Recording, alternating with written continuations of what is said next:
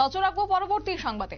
আবারও গোপন সংবাদের ভিত্তিতে একজন বাংলাদেশি নাগরিককে আটক করা হয়েছে আগরতলা রেল স্টেশন চত্বর থেকে এবং সে অবৈধভাবে প্রবেশ করে ভারতে আসার চেষ্টা করছে বলে জানা গেছে। এবং তারই মধ্যে আগরতলা আরপিএফ গোয়েন্দা বিভাগ মিলে এই অভিযান তারা করেছেন এবং প্রাথমিক জিজ্ঞাসাবাদে বেরিয়ে আসে যে সে কলকাতা হয়ে মুম্বাই যাওয়ার উদ্দেশ্যে রওনা দেওয়ার পথেই তাকে আটক করেছে জিআরপি থানার পুলিশ এবং জিআরপি থানার অফিসারের টিম তাকে দফায় দফায় জিজ্ঞাসাবাদ চালাচ্ছে।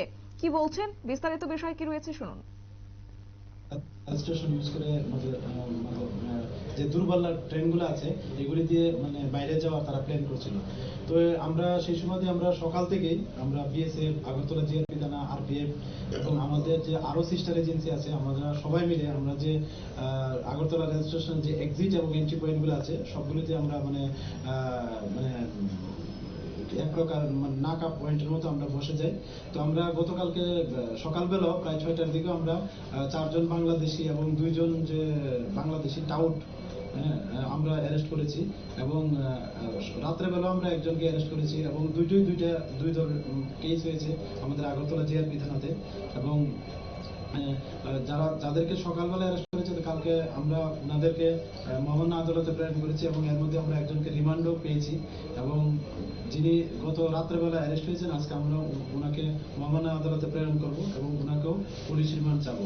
তো অ্যাকচুয়ালি তারা অবৈধ উপায়ে আমাদের ভারত বাংলাদেশ। আপনারা শুনলেন আগরতলা জিআরপি থানার ওসি তাপস দাসের বক্তব্য। তিনি বিস্তারিত বিষয় তুলে ধরেছেন এবং অর্থাৎ গতকালকে তাকে আটক করা হয়েছে আগরতলা রেল স্টেশন চত্বর থেকে এবং কলকাতা হয়ে সে মুম্বাই পাড়ি দেওয়ার উদ্দেশ্যেই রওনা হয়েছে এবং এই মুহূর্তে তাকে জিজ্ঞাসাবাদ চালাচ্ছে দফায় দফায় তাদের টিম এবং সেই সঙ্গে আগরতলা জিআরপিএফ থানা এবং এই মামলার সঙ্গে আরো অনেকে গ্রেফতার হতে পারে বলে অনুমান করা হচ্ছে এবং ধৃতকে পুলিশের রিমান্ড চেয়ে আদালতে আজ সোপর্দ করা হবে। নিয়ে নিচ্ছি ছোট্ট একটি বিজ্ঞাপন বিরতির সঙ্গে থাকুন।